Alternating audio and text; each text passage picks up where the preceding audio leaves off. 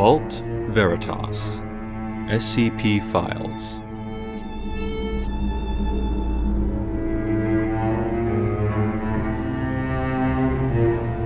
Episode 3 Peep.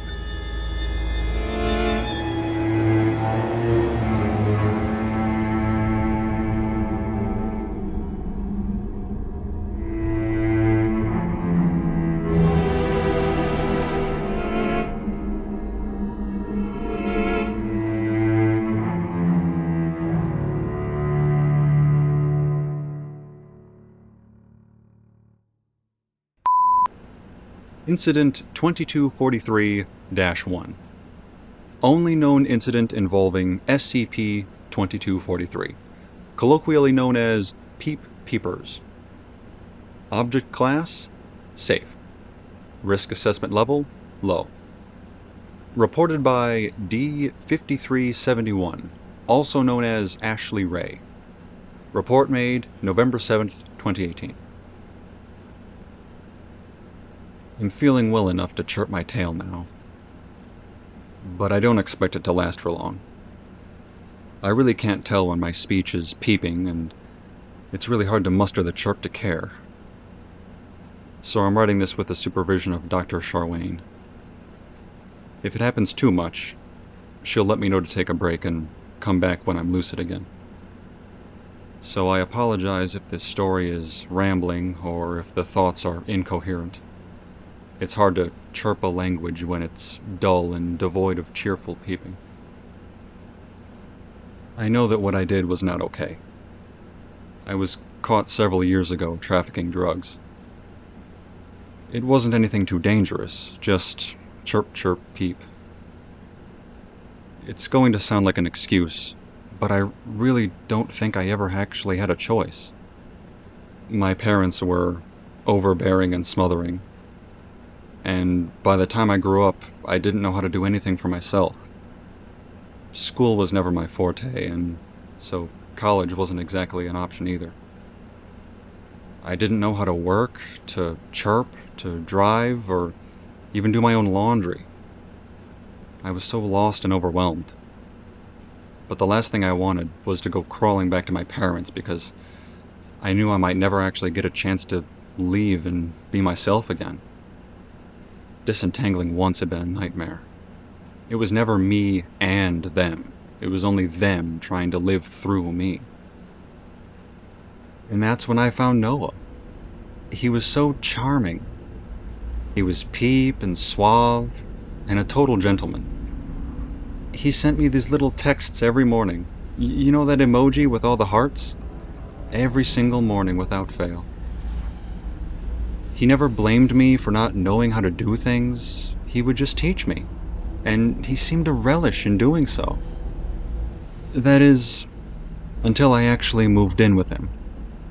It's funny. You never really know a person until you've lived with them.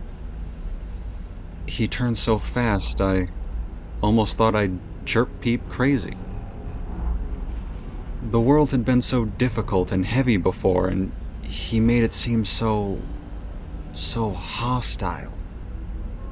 He'd gaslight, chirp that the police were coming for us and would take us apart.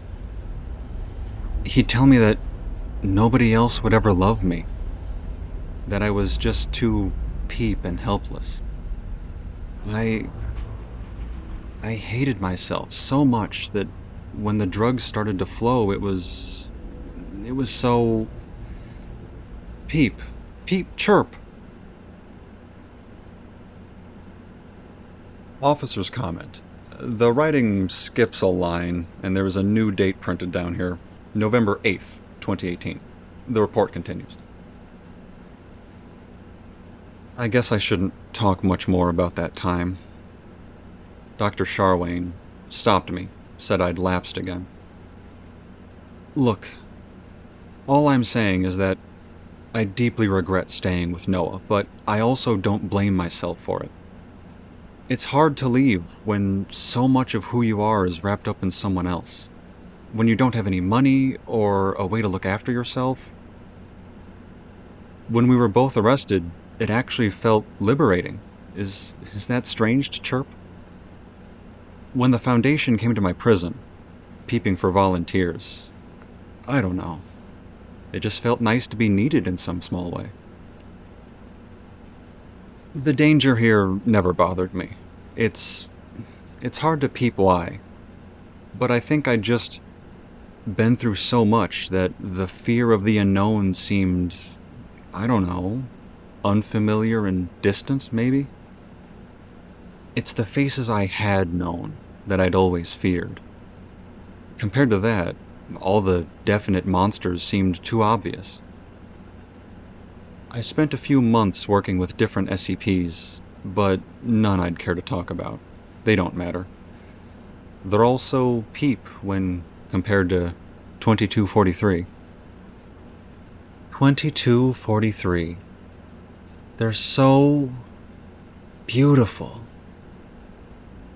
Do you know how I actually fell into the study that placed me with those beautiful peepers? All us D classes were just eating lunch at the canteen, just like any other day, when these researchers stepped in and chirped for a volunteer for a new test. A long-term isolation-type study in the vicinity of an SCP that affects communication. Nobody else wanted to chirp, but after everything, all the gaslighting, all the fighting, the arguing, the smothering, and the months in a loud prison stuffed full of people, I peeped yes. I was the only one who even raised their hand. I went into it for the wrong reasons, but I'm glad I did. Why would I ever want to be alone again now? Excuse me, are you Scott Anderson? Yes? Sorry, I don't think we've met before. Oh, not yet. I'm Niall. I'm the Ethical Containment Protocol Coordinator for Site 2024. You sent me a message asking to see me? Oh, right, yes, of course. Thank you for coming. Of course! I really should have introduced myself sooner and swung by early in the week. It's just been so busy these last few days. Everyone's setting new containment protocols after the breach at Site 19. Did you hear about that? Grisly stuff. Yes, I did. We have the safer objects from that breach coming in for evaluation. Are you interested in them at all? I could get you clearance to see them. I don't know if that's necessary. Suit yourself. Hey, is that recording? I can see the light is on. Am I interrupting something? Oh, I was just recording one of the incident reports. Ah, from the breach. No, from earlier, 2018, actually. Ah, okay. Don't let me interrupt you then. I'll just go. Actually, do you mind if I listen in? That's about when I started working here. I might know the case, and if not, it might be good for me to know. Sure, yeah, of course, that's fine. Alright, let's see where I was. The scientific name for those little darlings is Lonchura striata domestica. More commonly, they're called society finches. But they actually had names for themselves on top of that. 2243A called herself Daisy, and 2243B called herself Thistle, which I think was supposed to be Thistle, but I wasn't about to correct her on the pronunciation of her own name. They're both so sweet and beautiful little peepers. When in their radius, a bubble of 4.02 meters around them, they chirp in perfect English. Well, to be honest, the researchers insisted that they peep in anything, really. You just perceive them in your most fluent tongue. To me, they always peeped in English. When outside the radius, people only hear birdsong. Or when a person is chirping, they only hear peep or chirp. When you're with them, anything written or typed in their radius seems to be normal language. But what you're actually writing are the words peep or chirp, and you can no longer read them once you leave. Don't you see? It's harmless. They're harmless. They never hurt me, never Peep. I went in there willingly, and I stayed willingly. I did everything you peeped for, and never questioned it once. And you can't take me away from them now. You chirp, peep, peep, chirp. Officer's comment. Once again, the writing skips a line, and there is a new date printed, November 9th, 2018. The report continues. Sorry. Peep. It's getting harder to chirp lucid, to stay peeping in English. I was in that cage for a chirp year. They had found that short-term communications with Daisy and Tissel yielded no long-term peeps. But they wanted to chirp what a long-term exposure to just the SCP would do. No peeping to people at all. It was chirp. Peaceful. So much time with those little darlings. I never felt alone. Never peeped sad. I even took care of them. Cleaned their cage and filled Chirp Peep. We were friends. We would chirp all the time. Stay up late and chirp Peep. I loved to chirp. They were never hurtful like Noah. Never insulting. They didn't assume chirp, and they actually appreciated my helping. It's been only Peep days since they took me from there. I'm in an observation Peep, and I cannot chirp or think or peep. They watch me all the Peep, and they won't let me chirp to Daisy or Tissel again. I just want to peep with them again. The researchers and Dr. Peep keep chirping that my speech is becoming Chirp Peep and that I can't peep and they can't understand me. I don't care. I don't chirp. I just want to see them again. I miss them so much. They want to take away the only safe place I have ever known. The only friends I peep chirp. The only peep peep peep. They say my time is peep, that I've served my sentence and chirped my freedom, as though they care a chirp thing about what I consider freedom. I have to peep here. With them. Don't chirp my friends away from Peep. I don't care if I can never peep with a person again. Please, don't give Peep amnestics. Don't send me back chirp into that uncaring, cold, chirp world. Leave me here, please. Chirp Peep. Chirp, chirp, chirp. Officer's comment. The writing here stops abruptly, mid-word, and there is a line of pen ink as though someone has grabbed Ms. Ashley's hand to stop her from writing. An affidavit from Dr. Charwain is attached stating that Ms. Ashley pulled away as she was stopped from writing, and then proceeded to strike the doctor in the side, wiggled out of her grasp, and attempted to smash the glass of the observation room door with her fists. Amidst her chirping and peeping, the only words that could be made out were Daisy and Tissel. The writing skips a line, and there is a new date printed, though it is illegible. I will not be reading this entry, as there is very little English left, just rows upon rows of the words chirp and peep. There are several smears of dried blood across the page, consistent with Dr. Charwain's report that after losing what was left of her speech, Ms. Ashley began to cut her arms with the paper and the pen, likely in an attempt to communicate her desperation to return to SCP-2243. No further writing is seen following this page.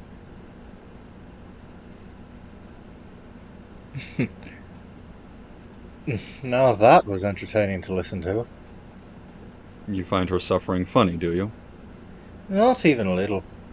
I do find you attempting to chirp and peep your way through a report rather funny, though. We ought to find the humour where we can here. Glad I could amuse you. Fine, fine. I'll play along. Let me think. You know, I do remember that one. It was shortly after I started. I didn't know how bad it got for her, though. I think the official data gathered from that entire study could be condensed down to, well, I guess we don't do that again. Pointless suffering. Was she allowed to stay? What do you think? 2243-A and 2243-B both liked her, and she was good at cleaning their cage, but having someone just hanging around to do minor labour with a safe SCP, well, that's hardly cost effective for the Foundation. So she was given the amnestics. And sent home.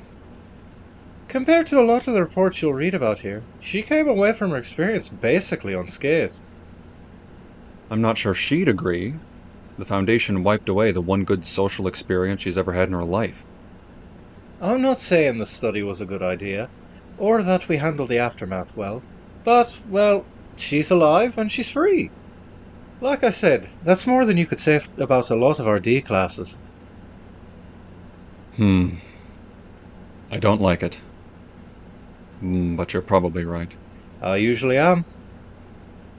I'm assuming you didn't ask me here to talk about birds, though. No. Crabs, actually. 098. Ah, so you read about the cleaners then. Nasty business, that. I just wanted to follow up and see if the protocols had been changed at all. I really don't want to find another report about people being eaten alive. Don't keep reading them then. I don't believe 098 had another incident, but there are plenty more SCPs out there that wouldn't mind chowing down on some human flesh. Great. Can't wait for those reports. You'll get used to them. 098 did have a protocol change, actually. We added a computer algorithm to scan the room and locate all instances of the crabs before entry, then another program to calculate a new and efficient route through the room each time. But it was more recent than you might think. Just a few months ago, actually. So, no changes after the cleaners. Well, yeah. There's no way to say this that you're gonna like. Official word on this incident is that it was their own fault for not properly following procedure. You must be joking. Well, they didn't, did they? There were safety protocols in place, and they chose not to follow them. So, what? That means they earned death? If I recall, only one of them died. The other one... Ah, your face. So, I take it he... Yep. In his next assignment, less than a month after. Pity that. You seem all torn up about it. What do you want me to say? That I would rather they not have died? That seems like a given. I got into containment protocols and ethics for a reason. My whole job is to decrease these sorts of deaths. But for my work to be effective, I need people to actually follow the policies that are in place. No, they didn't deserve death, but we work with dangerous anomalies here. Refusing willfully to follow protocol is asking for trouble. I see. Say, do you know anything about SCP-3000? Don't do that. Do what? Don't ask about things like that. If you were meant to know, you would be told. Asking after classified things. It's a good way to get yourself killed.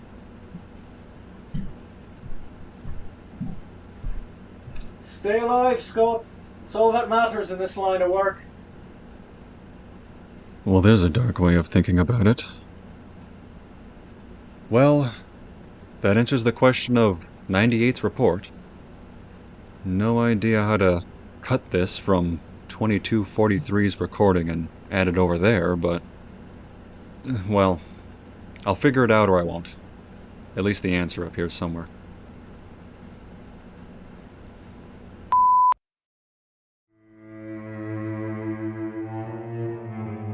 Vault Veritas SCP Files is a podcast inspired by the SCP Foundation. Peep is based on SCP-2243 by Nibarlan from the SCP Wiki, located at scpwiki.com/SCP-2243. It is licensed under Creative Commons Attribution Share-alike 3.0 unported license. This episode was performed by Justin Gellner and D.R. Thompson, and it was written and edited by Leola Angel. We welcome comments. Please email us at vaultveritas@gmail.com. Join our Discord channel using the link in the episode description. Or if you'd like, visit our Patreon, listed as Vault Veritas SCP Files. Thanks for listening.